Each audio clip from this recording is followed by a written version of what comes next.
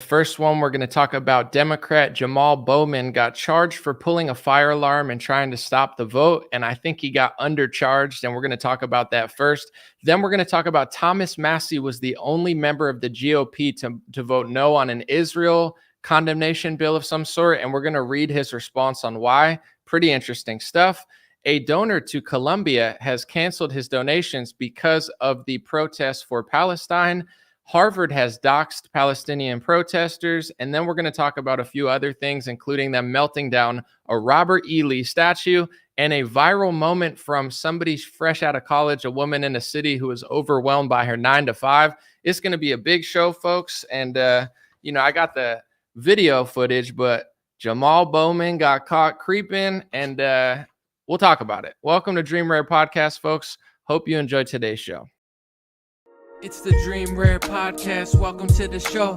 The way to get the news at the desk or on the road. Let's go.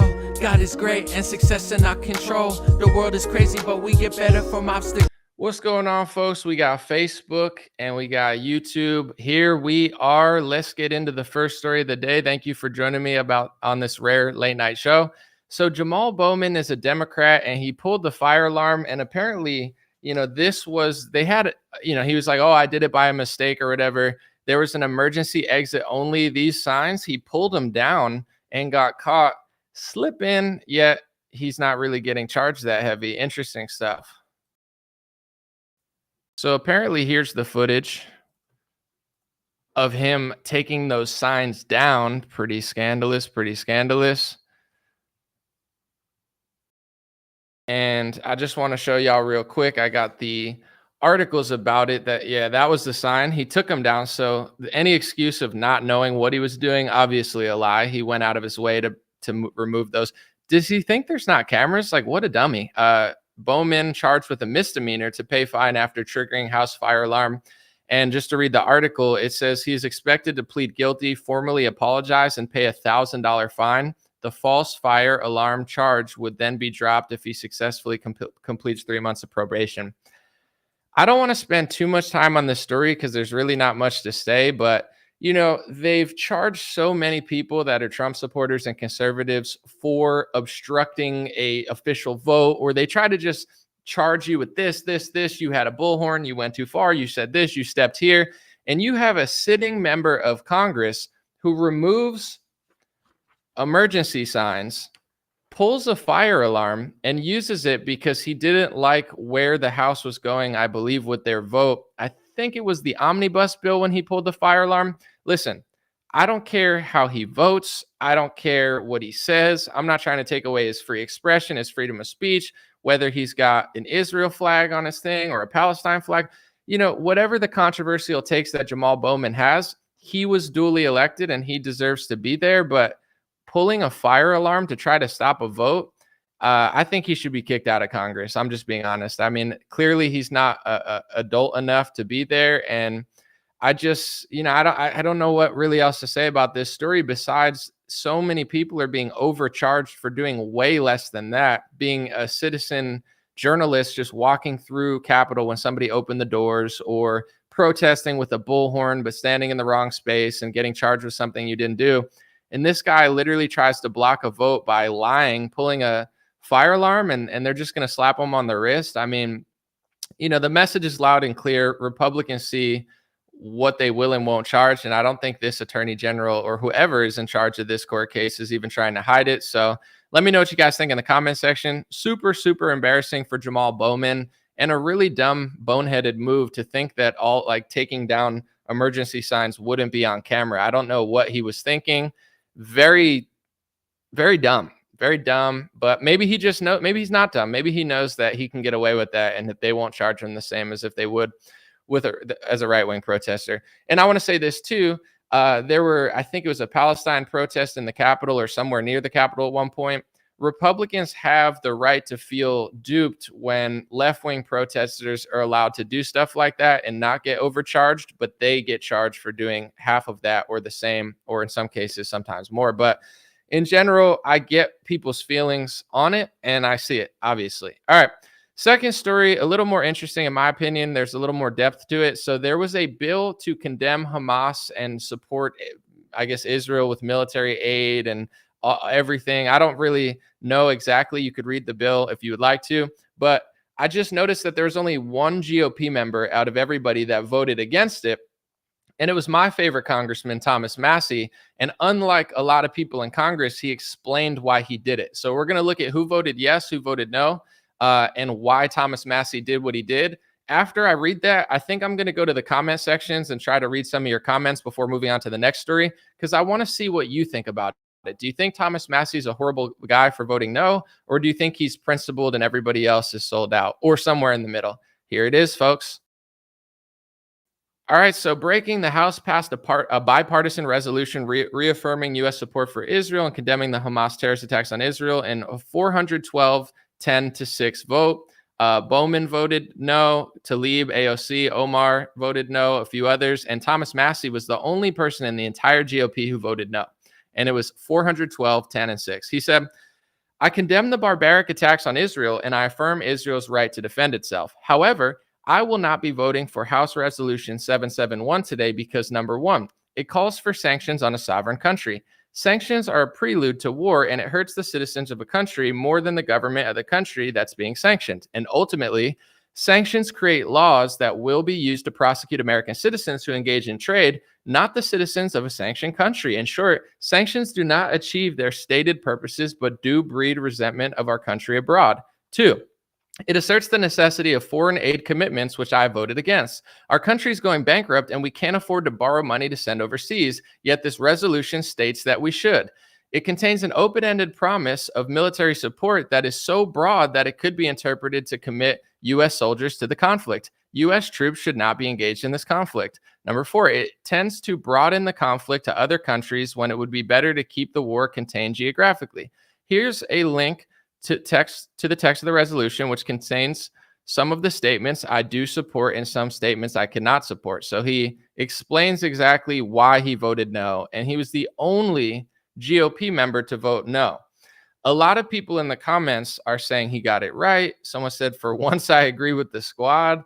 Someone said, Israel is our NATO ally, so we protect Israel. Let me see. I guess that's enough comments. I don't want to throw up the show too much. I just want to see what you guys are thinking. So a few people on different sides. Long story short, they'll pass a bill. This happens all the time. The CARES Act. And whether you're left wing, right wing, you like Trump, you like DeSantis, you like Thomas Massie, you don't like Thomas Massie, you like me, you don't like me, don't care. Listen to what I'm about to say or don't, but apply this. The bill and what it says is never what it actually means, unless Thomas Massie's passing a bill that says get rid of the Department of Education. That's like a line bill. Everything else, the CARES Act says a million things in it. So if you say we care about people and Nancy Pelosi and Mitch McConnell and Donald Trump are coming together to care about you, read the bill. The bill basically was the beginning of the end for American citizens during the COVID stuff, and Republicans flailed their arms acting like they didn't know what was going on with the tyranny, but they signed off on most of it in the CARES Act, which almost nobody read, because why would you? It's a massive $1 trillion bill that's almost impossible to read. You'd have to take a week off of work probably to read it. And then in general, with these type of bills, I've seen a bill before that Thomas Massie voted no, and it was called an anti-Semitism bill of some sort. It was a anti-Semitism condemnation bill, and all the Republicans voted yes, and Thomas Massie voted no. It was a different bill, right? So I read it, and I was like, I want to see what this bill actually is, because I like Thomas Massie. I like a lot of other Republicans who voted on the other side, and I wonder what I think. And I go to the bill, guys. It was a condemnation speech bill. So first of all, it's a little bit ridiculous. You don't have to agree with Ilhan Omar or Rashida Tlaib, but Congress to pass a resolution to just shame them, it doesn't even do anything. It's shame on you for your hate speech, madam. And it's okay, wow, you totally, yeah. What did that do? But I read the bill, and because it was one of those ones that goes back and forth, or I guess it was considered a resolution and not a bill.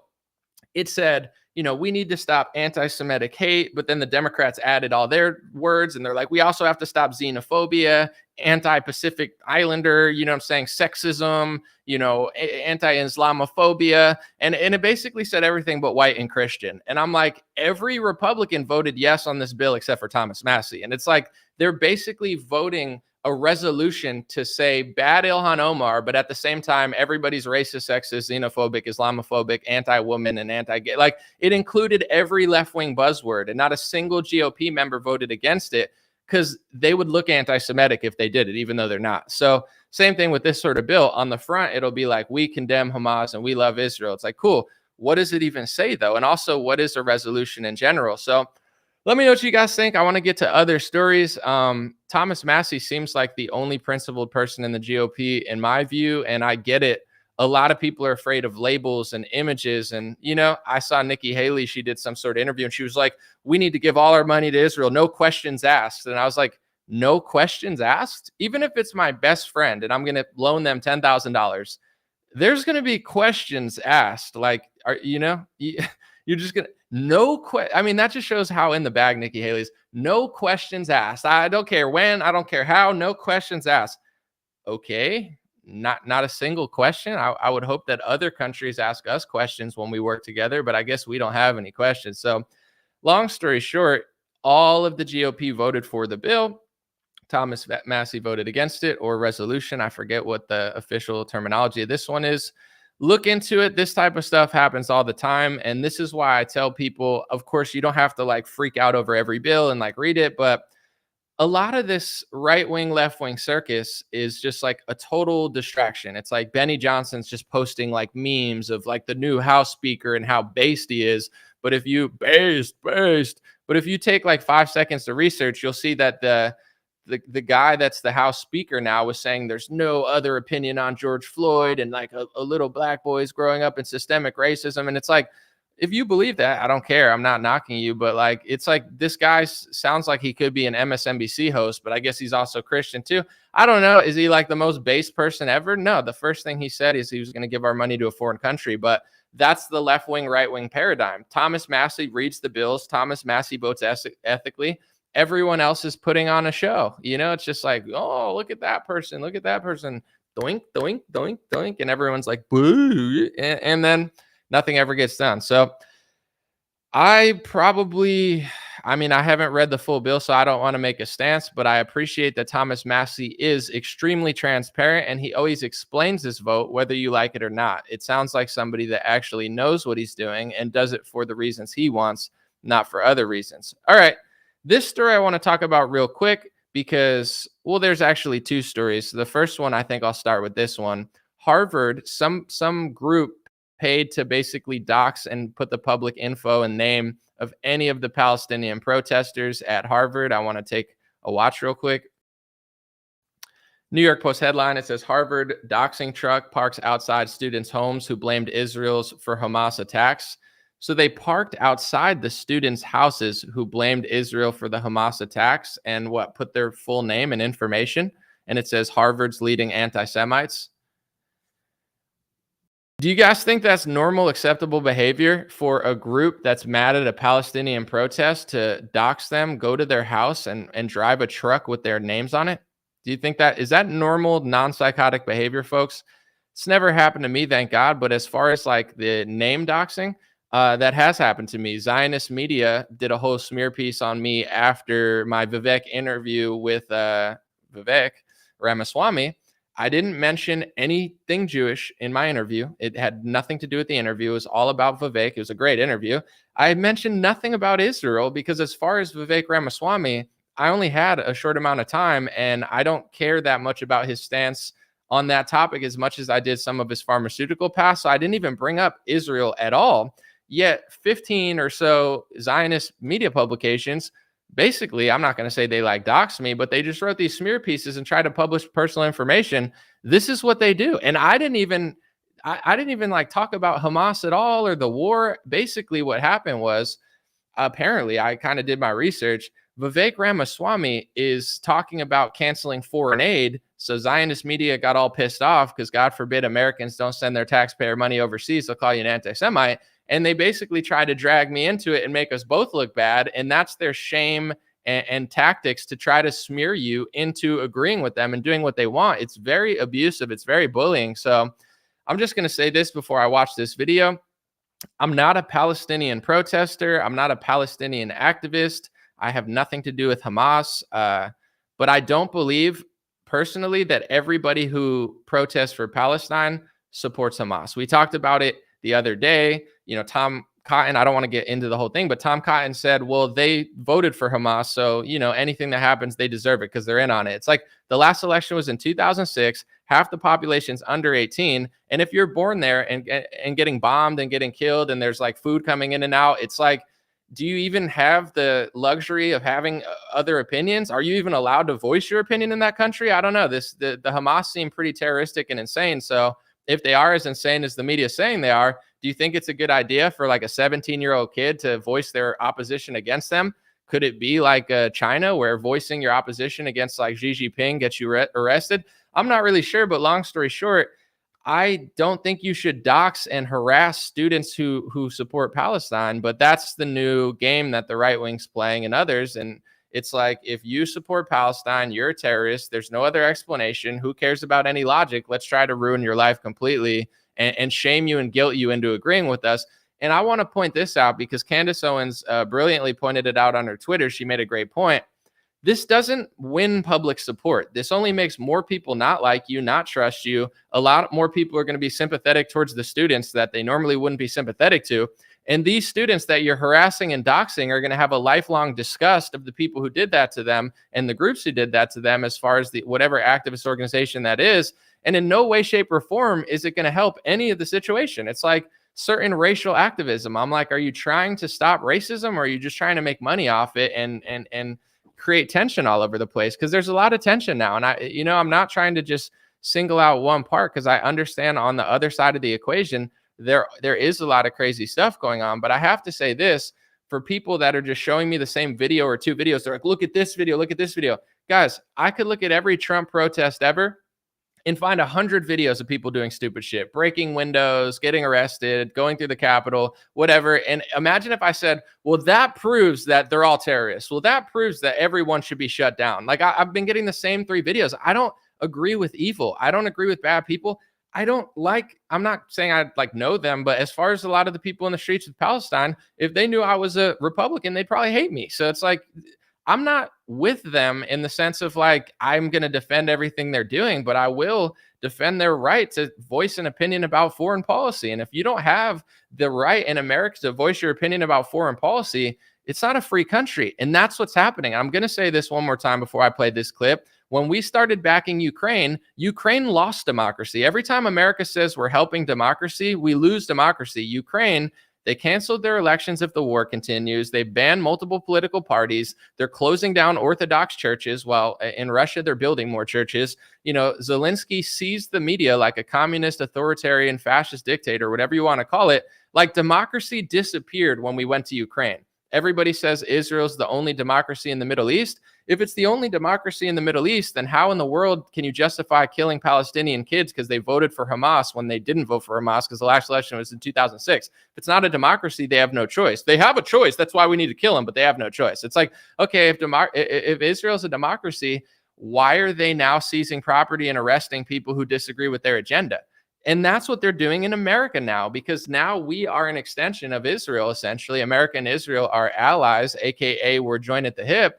And now you're in America. Questioning them is like equivalent to living in a communist fascist country where they try to do everything that can to destroy you, take away, fire you. It's like, Ron DeSantis is on Twitter bragging about how he's closing down student groups. Like, these people, people are losing their minds over this stuff. And all I have to say is I actually agree with a lot of people that I disagree with on other topics, that supporting Palestine doesn't mean you're a terrorist, and it doesn't mean you support Hamas. That would be like saying, if you're Afghani and you like Afghanistan, then you must support the current president. Or if you're American, you must support Joe Biden. You must support everything about it. If you live in this country, you must support the Taliban. It's just not true, especially in foreign conflict.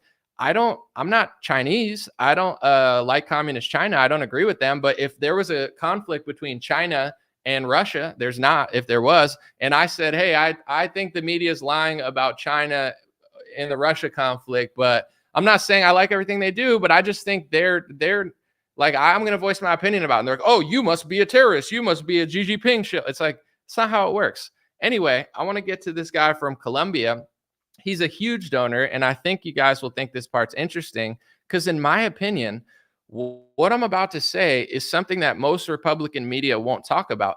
I understand why they won't talk about it. Just like the students who protested against a foreign country, if you voice any sort of intelligent, honest statement that isn't exactly copy and paste what they want you to say, they'll try to dox you too. They'll try to smear you too. They'll try to cancel business too. And the Republicans will be behind it. So I get why people don't want to talk about what I'm about to talk about, because it's not good for your career in the Republican Party.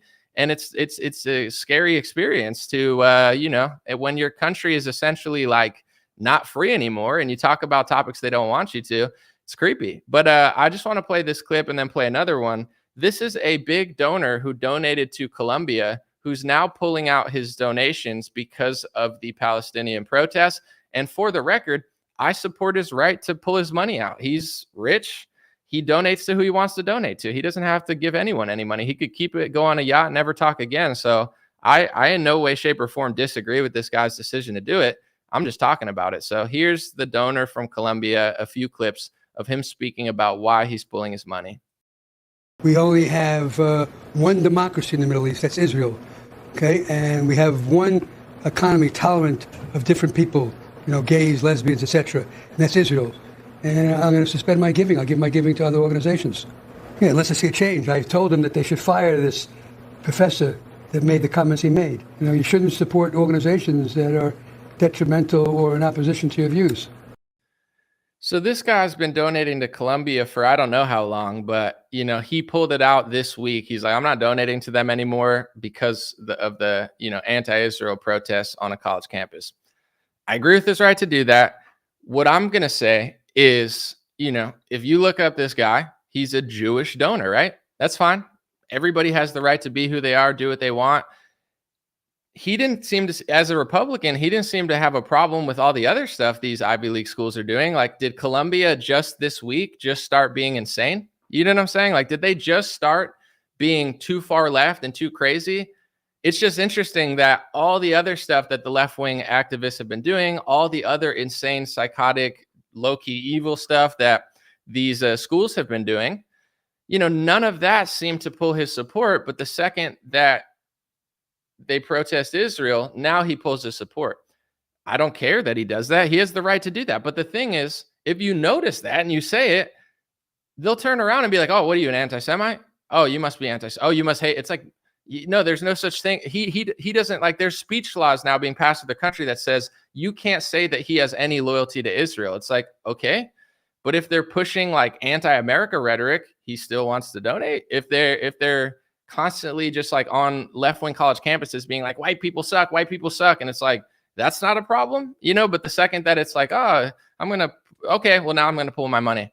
Sure, that's fine. I don't care. But calling someone hate speech names because they notice that it's happening, it's not necessarily the truth. And I want to play this clip real quick. I want to bring this clip back. I played it before, but this guy is one of the main, I would say, inspirations behind Black Lives Matter. I have two clips together. The second clip is Patrisse Cullors of Black Lives Matter. She's saying that the book that she was passing out to kids reminds her of Mao Zedong's Little Red Book. So she's comparing the things that she used to pass out in schools to Mao Zedong's Little Book. And Mao Zedong killed tens of millions of Chinese people. He was a communist psychopath. But apparently the books that she was handing out reminded her of Mao. And all I'm saying is the organizer that inspired her, put her on that college campus and was passing out the books, I believe even some of them were his books, is this guy. And this is kind of where his inspiration comes from. I'm just going to play the clip. He says he was raised to view the world this way. It's worth understanding. Why wouldn't you? Well, I come out of a Jewish, socialist, somewhat anti-communist tradition. Not me, but that's what I come out of. Very strong anti-fascist. It's a joke, but I say that the fascist bastards were the first words that came out of my mouth because that's all I kept hearing about fascists and Jews and genocide. And I'm very proud of my parents for not, at 5 years old, I was thinking about people starving in Europe. Yeah. I didn't know what Europe was. And there's a world made up of Goyim who attack us and put us in concentration camps, and we got to fight them. That was the main point. My mom said, stand up to those anti-Semites. Don't let them push us around. So then when I met the black movement, I said, oh, I thought Jews were assertive. Wait till I saw this is the ultimate assertion, the ultimate anger, and what I didn't get before was a revolutionary theory of change. So when I joined the movement, it was all about, do you know about Africa? No. And then we're part of the Indians. What are the Indians? Oh, yeah, and this country is wrong. This country is fundamentally wrong. It's built on the wrong foundations, built on genocide. So I didn't come up with the word. I said, wait, genocide, just like what happened? Oh, I remember genocide. That's what my parents taught me about. So quickly I got it. Jews, blacks, Native Americans, the world, people starving.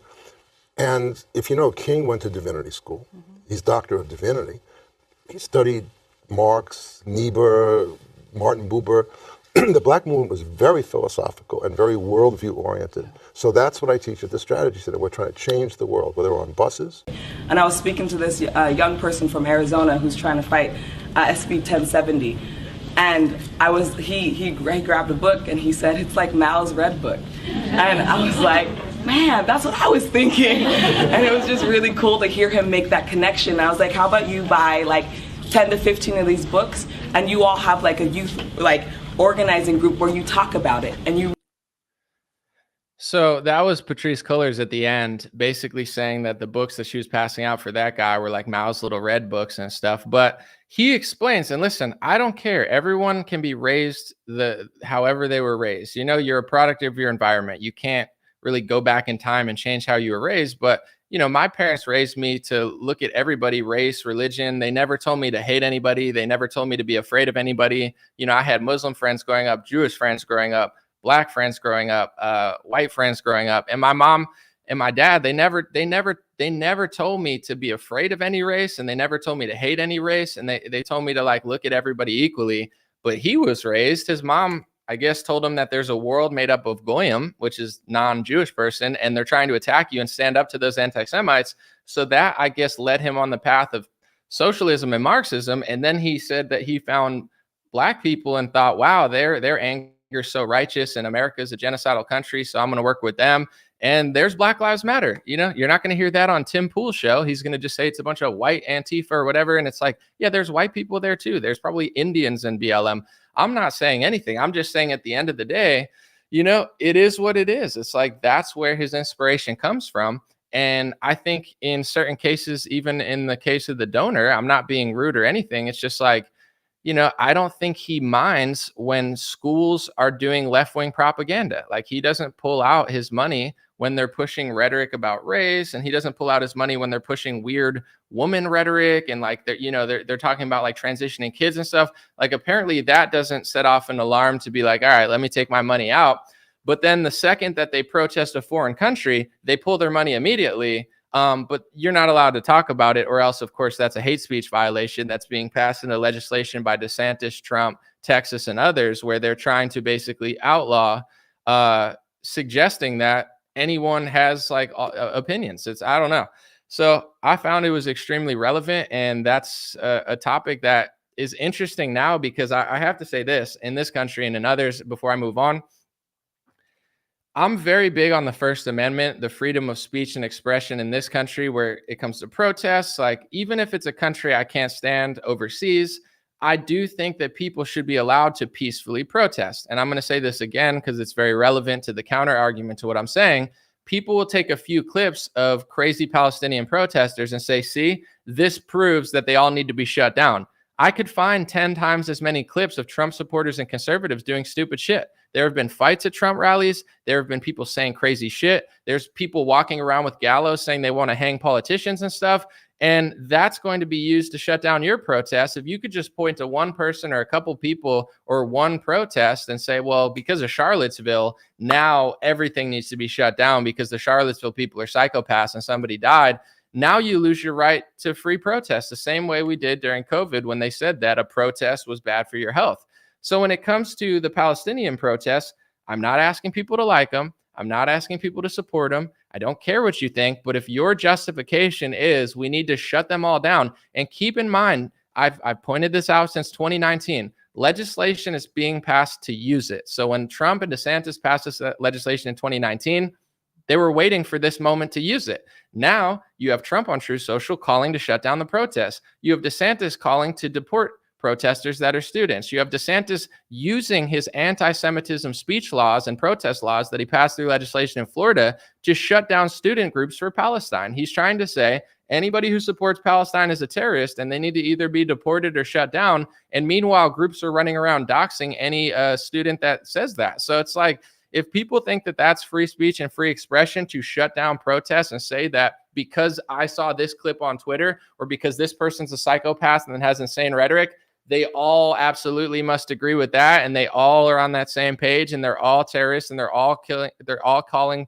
for the killing of people, and that's all they're doing. And it's like, now we don't live in a free country. And I'm just being honest. This is why, before I move on to the next topic, I literally don't even think I care about the next election anymore. I really don't. Like, I don't care if Trump wins. I don't care if DeSantis wins. When it's Trump and Biden, it's going to be like two old geezers arguing who's going to support foreign countries more and whose vaccine it was.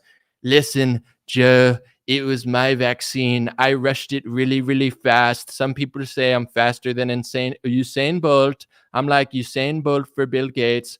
Oh, come on, Jack. Everybody knows I suck up to Big Pharma more. Come on, Jack. Oh, Biden, you wish you supported foreign countries more than me. I support Israel. And then Biden will be like, oh, come on, Jack, I support Zelensky more than you. And that's going to be the next debate. And I don't even really care, because while the left wing is doing what they're doing, and it's very transparent, the right wing is just professional controlled opposition. And they're basically just brainwashing their audience to then pass speech and protest laws for a foreign country. And we're losing our democracy. You know what I'm saying? It's like Ukraine and America start fighting Russia through Ukraine. Ukraine bans media, seizes political parties, and basically tries to justify taking the property of anyone who disagrees with their war agenda. That's crazy. Israel, it's the same thing. I understand it's a crazy dynamic between them and Palestine. I thought they were a democracy, but apparently a democracy is arrest people who question your war agenda. Okay, well, that's Israel can do that and Ukraine can do that, but I don't want that to happen in America. But it is starting to happen in America because Trump and DeSantis are just like that. And Biden, you know, he's not much better. But the crazy thing on this topic is, as much as I despise Biden, as horrible as he is, he's coming out here and saying reality about one thing. I'm not saying he's right about everything, because he's not, but he's saying you can't call all Palestinian protesters Hamas. That's insane. What if you were born and raised in Palestine? You came here, you love this country, you have family over there, and there hasn't been an election since 2006, and you have no other option. You're not justifying the attacks. You don't like these people, but it's like, I don't like Joe Biden. I don't want my house to be stolen because Joe Biden sucks. So the fact that Tom Cotton, Donald Trump, Ron DeSantis, and all these other skis bags are trying to say that, and Biden's out here saying, well, you know, just because this doesn't mean this. They're like, yes, it does. Yes, it does. Dude, the Republican Party is filled with psychopaths. They're against the First Amendment. They infringe on the Second Amendment when they get power. They justify lockdowns, not as bad as Democrats. They print trillions of dollars like socialist psychopaths. And then they deceive their audience into thinking they're like fighting the deep state or something when they hire them. So it's like, I legitimately almost don't even care what happens in the next election. And I'm not black-pilled. It's just like, I'm convinced that Ron DeSantis probably wants to throw me in prison more than the Democrats do, because I question the country that he likes more than America. And even saying that is a hate speech violation. It's like, bro, I could go to a college campus and protest America. I could say America's a terrorist state. I could say George Bush was a terrorist. I could say America's done terrorism. Do you see how easy it is for me to say? Because America's a free country to speak out against itself, which is a very brave thing for America to do, allow dissidents in its own country to speak about its country. You could talk about China on a college campus and protest them. You could do anything you want except for protest Israel. And Ron DeSantis is trying to deport people, shut down their student groups, and use his anti-First Amendment legislation to make it illegal. These people are psychopaths. They're controlled op. It's like the same thing as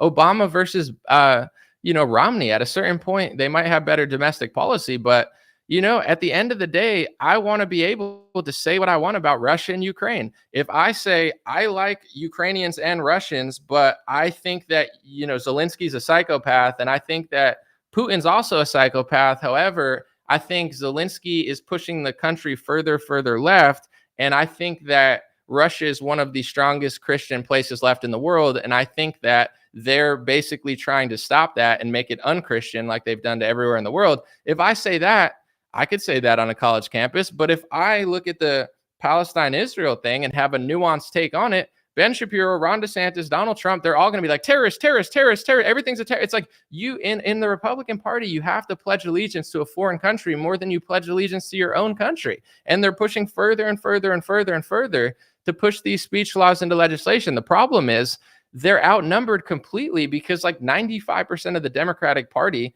seems like they're on the side of Palestine over Israel. Over half of the Republican Party outside of the establishment has a more nuanced take of it, similar to what Biden's saying. I'm not saying Biden's good. He's not. But like they're like, you can, even if I support Israel, like Trey Yingstead, he's like, all Palestinians are not Hamas and they're not all evil and terrible. And if you can't bring yourself to say that, that's kind of crazy. And you're looking at the rhetoric now. They're saying we're of the light, they're of the darkness. A lot of people are calling them like subhuman animals and stuff. And it's like they're priming to just wipe people out. So, at a certain point, you might as well say it in America now because you're not going to be allowed to say it soon. I could see them doing what they're doing in Ukraine and Israel in America soon, where it's like if you look at all the stuff happening. I heard in certain countries now around the world, like France. In France, they shut down, I think, anti-Israel protests or pro-Palestine protests. So in France and a lot of these European countries, maybe not France, but you'll get arrested for talking about like Muslim rape gangs. And I'm not saying all Muslims are rapists. It's not true. I'm just saying like if there are rape gangs, you can't talk about it in most of these European countries. You got shamed for 5 to 10 years for even mentioning anything about illegal immigration. But the second that those illegal immigrants start protesting a foreign country, the country shuts down the protests. Meanwhile, you'll get called a hate speech violation for suggesting that that country has any power. It certainly has no power over your country. That's why they immediately shut down protests within 2 weeks, yet have allowed 15 years of illegal immigration to the point where you are more in trouble for talking about it than you are. Like people, you know what I'm saying? Is it not? And I know people like to believe in characters, but Trump also believes the same thing DeSantis does. This is like one of the craziest topics to me recently. And honestly, I'm literally at the point where I don't care who wins the next election. I've never thought I'd feel this way. I never wanted to, but it's like DeSantis and like people like Tom Cotton, they're like full-blown psychopaths. Like they are, to me, they are as creepy and as insane as AOC at this point. And I can't stand AOC. Like it's like a rival of like who can be crazier, who can lie more, who can deceive more. And then it's like both sides are jumping at the bits where it's like the left's like, look how much I like Ukraine. Oh my gosh, I'm going to give all my money to Ukraine. Oh my gosh, let's give more money to Ukraine. And then the right's like, I'm your House Speaker, and the first thing I'm gonna do is send money to Israel, and you're an anti-Semite if you disagree. Ha ha ha ha ha. And it's like, am I supposed to care? Am I supposed to follow Benny Johnson and be like, based? Oh, look at a picture of him 15 years ago at a birthday. He's based. It's like it's such a clown show. I'm gonna talk about a few more things, and then we're gonna get to the comments. So this is real quick. Washington Post said Charlottesville Robert E. Lee statue has met its end in a 2,250-degree furnace. The divisive Confederate monument, the focus of the deadly Unite the Right rally in 2017, was secretly melted down and will become a new public piece of art. We'll look at it again. So they tore down the Robert E. Lee statue like in 1984, and now they're just burning it and bragging about it, and they're going to make an art piece out of the burned statue that they tore down. Isn't that just nice? I'm going to say, to be on brand with America, because I don't want to unrepresent this new country we have, let's replace the Robert E. Lee statue that you guys have burned to a crisp with a giant dildo, an 100-feet dildo. You just put it in the middle of the street and you call it like an art exhibition or whatever they do. And then half of the dildo can be Ukraine flag, half of the dildo can be Israel flag, and on top we can have like maybe like George Floyd or Al Sharpton just with like a thumbs up or something, shaking hands with like politicians. I don't know. I think that represents America more, because now that we're burning historical statues of our actual history, you might as well just replace it with a dildo that's half and half the countries that we funnel hundreds of billions of dollars to, while the average American can't even afford to pay rent. That seems like a good idea. But in general, I'm not well versed on the Civil War like that, but from what I've heard from people like Ron Paul and stuff, they say that Abe Lincoln didn't even care about the slaves, that he just wanted to implement taxes. I don't know if that's true or not. And some people were saying that E. Lee actually he said he would free all his slaves to end the war. I don't know if it's true or not, but Robert E. Lee lost. And when you lose the war, you get your statue burned and replaced with a big dildo. So that's probably what they'll do there. And I have no idea. I grew up thinking that Abe Lincoln was the best president in the United States and he was honest. And listening to counter arguments, some people seem to think that that's not true. I have no idea. I don't really have a connection to Robert E. Lee or, all that stuff. But I know some people in the South, they'll swear that that's not the true story. I don't know. I'm not well versed on it enough, but who cares now? Statue burned, big dildo coming soon, probably there. All right, this next video, this is the last one, is this viral. She curses also, so I'm just letting you know if you don't like that. This woman, young woman, I don't know how old she is. Sounds like she's right out of college. She's complaining and kind of having a meltdown that like a 9 to 5 in a city and traveling is just too much. And she's super stressed out. I think I have a semi unpopular opinion about this because everybody's dunking on her, but we'll watch it and then we'll respond. I know I'm probably just being so dramatic and annoying, but this is my first job, like my first 9 to 5 job after college, and I'm in person, and I'm commuting in the city, and it takes me fucking forever to get there. There's no way I'm gonna be able to afford living in the city right now, so that's off the table. Like, fucking duh!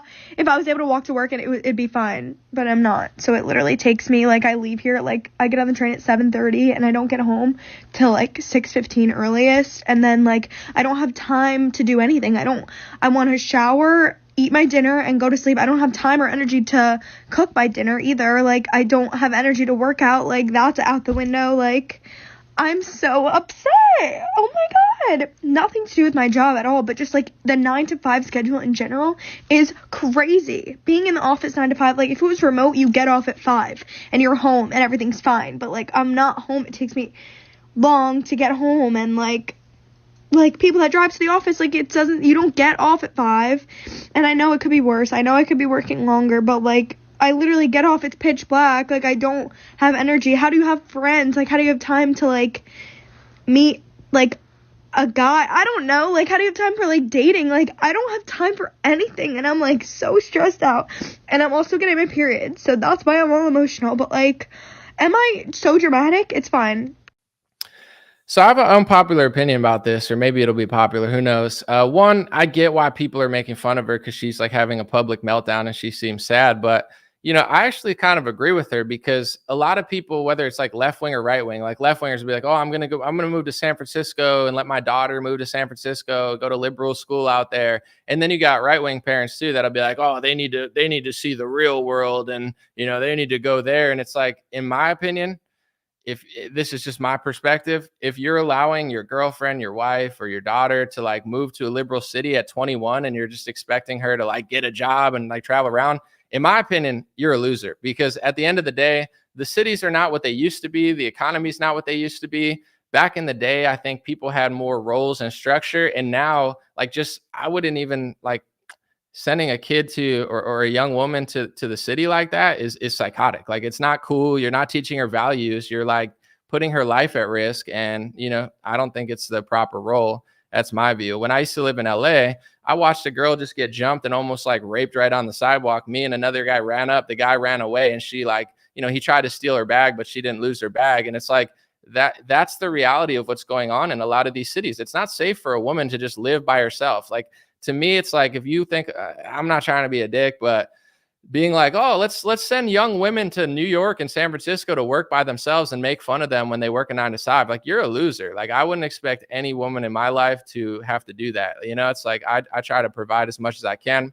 People can get their own jobs. They can work for themselves. If women feel the need, they want to go be an entrepreneur or something, knock yourself out. I'm not stopping you. I'm just saying, like, watching so many Republicans dunk on her and be like, ha ha, welcome to the real world. It's like, this is why Republicans lose. They send their liberal kids off to school. They come back. They hate them. They probably completely lose their values. They go to a city that's dirty, disgusting, filled with shit, filled with rapists, crackheads. And I'm not saying all cities are like that, but it's like now you're telling her to get on a public transportation that's not safe. She's going 9 to 5, waking up early, completely miserable. Like, you know, at a certain point, not every woman has to be a homemaker, but I think this woman would be a lot more happy with a real man in her life that would provide for her and not send her off on a disgusting, dirty bus for 9 hours a day to make $25 an hour so she could hate herself. Like, it's not really like a good system that Americans are falling for. And if you go to Eastern Europe, people still have traditional values. Like, America's like a degenerate, like, demon hole at this point, but like everyone's like, oh, that's so crazy.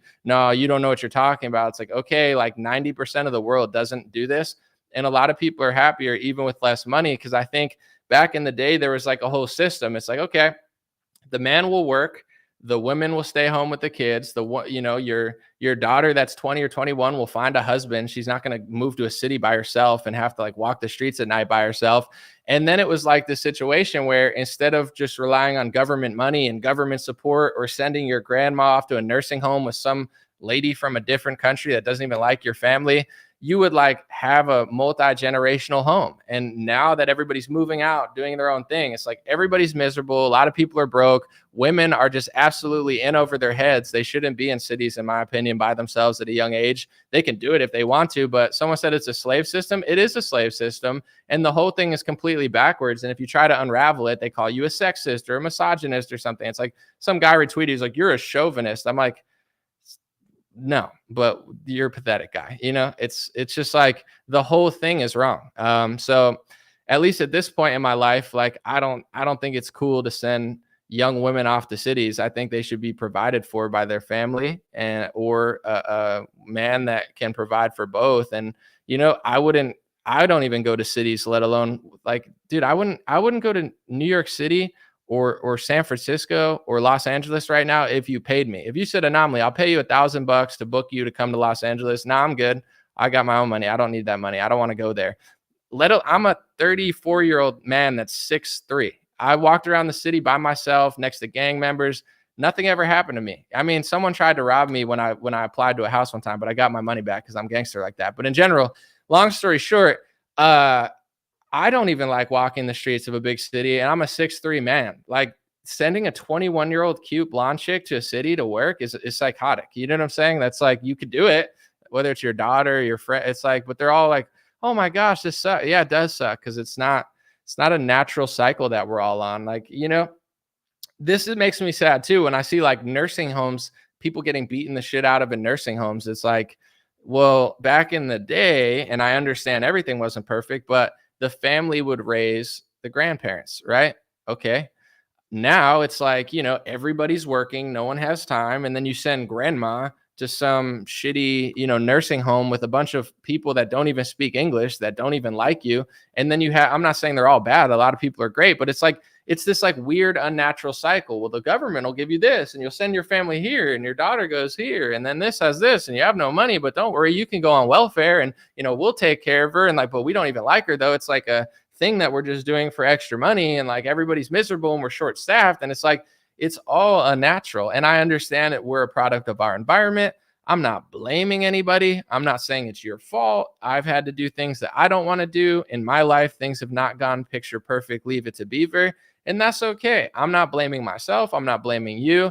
I just think that these conversations should be had a little bit more, because I see a lot of Republicans, and some are defending her, but they're like, oh, that's the real world. It's not the world you grew up in. And to be honest, this whole women in the workforce thing, where it's like men went to war and women worked, like, how did that work out? I'm not saying women shouldn't be able to work. I'm not saying they shouldn't be CEOs and do whatever they want.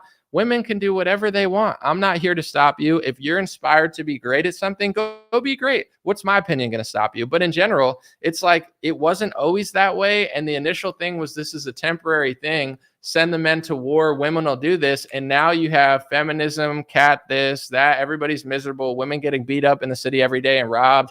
Girls crying because they can't handle it. And it's like, it's not really like a natural system that we have. And I'm not saying that you can't go move to a city and work. I'm just saying that's my opinion. It's like in politics, like how many Republican married women have entered the Republican Party and 3 years later they divorce and now they have no family. It's like, It's because a woman is now leaving the husband and the kids and running around the country drinking beer with a bunch of other men at like TPUSA events. And you know what I'm saying? At a certain point, it's like you could do that, but it's not working. You know, the divorce rate among married women that in the GOP is like skyrocketing. It's because it's like everything is so unnatural, and it's like people could do it. I'm not saying you shouldn't. I'm not saying you can't, but you know, if you have a family and you're a woman and you go from being the woman of the house to a woman flying around the country with other dudes all the time, I don't know, the chances of it failing are probably very high. You know, it's just my view. And with this chick, I'm at the point in my life where if I'm with a woman, I don't make them pay for anything. I don't, you know, they'll say, "Oh, I have money." That's cool. You could try, you know, you could buy me something once in a while to like get it back. But like, that's just the kind of man I am at this point in my life. I want to provide. I don't want them to work. I don't want them to use their own money. I wouldn't let a woman walk the streets of LA or San Francisco. You know what I'm saying? Like if they were with me, and that's like, I wouldn't want them roaming the street, like working a 9 to 5 in a shitty city. That sounds terrible. I would never want that. I'm not going to say allow it because it's not up to me, but I would just say, it's not. Someone said stop simping. I'm the opposite of a simp. A simp would be like, "Oh, you should do your OnlyFans, Donna. I'll pay for it." That's a simp. A simp is not a real man that says, "I make enough money to provide for you. You don't have to work. You don't have to live in a shitty city. You can stay at home. You could do what you want. You could pick up, you know, you could start a business here. You could go where you want." But I'm not a woman that I'm with. I'm not a big enough loser to want to send them to a crappy city that I don't even want to go to work a job that they hate for some other dude. You know how many women are just banging their bosses? It's like, because it's an authority structure. It's like, instead of a 9 to 5 and you're now with your husband and it's like you're living with him, you're living with another rich and powerful dude 90% of your life. You're with your boss more than you're with other people. I have friends that work at companies and she's like, "You have no idea how many wives cheat on their wife." And I'm like, it's crazy. But like, I'm not saying it happens completely, but it's like the whole thing is unnatural. If you think that's a simp, I'm a real man.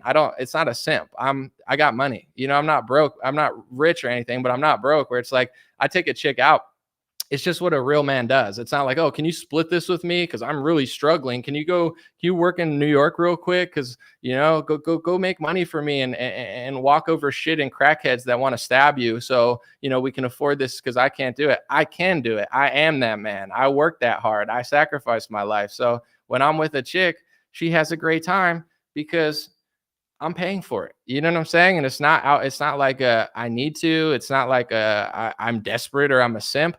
I don't hang out with women that I don't want to pay for stuff for. You get what I'm saying? It's like, if I'm not into it, I don't pay for anything. But, you know, especially at this age, to be honest, like when I hear what women are going through, and I'm not simping, I'm just saying like they're working jobs they hate, they're doing this.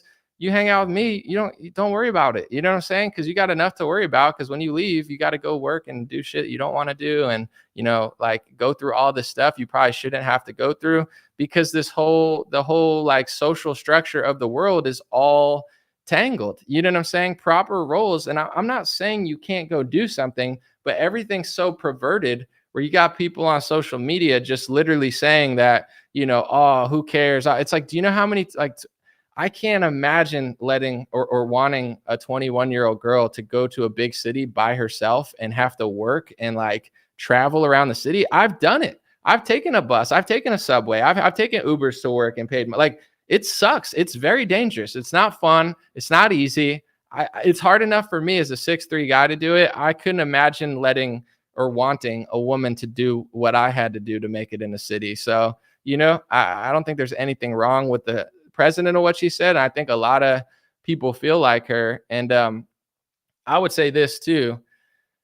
It's not 1995. It's not 2009. Like, if you live in Los Angeles right now and you have no money and nobody's helping you, and you're a woman working or a guy working, but in general, it's not what it was 7 years ago. It's shittier. It's less safe. Public transit's disgusting. You don't live in Tokyo, Japan, where they actually like each other and take care of stuff. You live in America where everything's going to shit. If you take public transit and your girlfriend that's, you know, younger, 21, 22, works in Tokyo, you know she'll go on the bullet train and come home safe. If your girl lives in San Francisco or New York City, that's not the world you live in. So it's like, it's not what it is anymore. The companies don't give a shit about you. They're treating everybody like subhuman scum. They want you to get a vaccine to go into work. You're on a crappy subway with crackheads, and the government's too pathetic to actually clean up the city. Like, dude, I can't imagine wanting a young woman to go through that. Like, at this, I won't even go there, dude. I won't even go to LA or San Francisco. Like,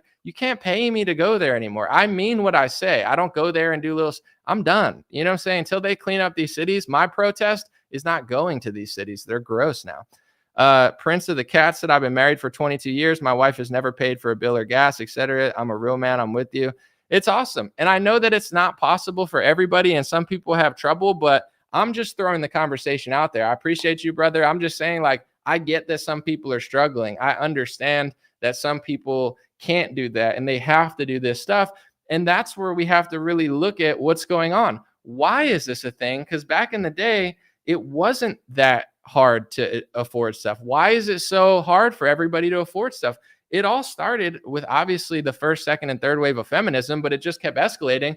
And it was like, oh, men are going to go, it's the same as income tax. They're like, we're just going to do income tax for a few years for the war. They always do it with the wars. Dude, we're getting scammed by banker wars so hard. But anyway, it's like, oh, we're going to just take your money and then it never goes away. And then it was the same thing with like the work. It was like, oh, your men are going to go. You have to do a job you hate for a little bit just until they come back. And then that was a lie. And it stayed the same. It's like, this wasn't, probably for like the first 2,000 years of like human history, it wasn't like this. And now it's been like this for like 60 years.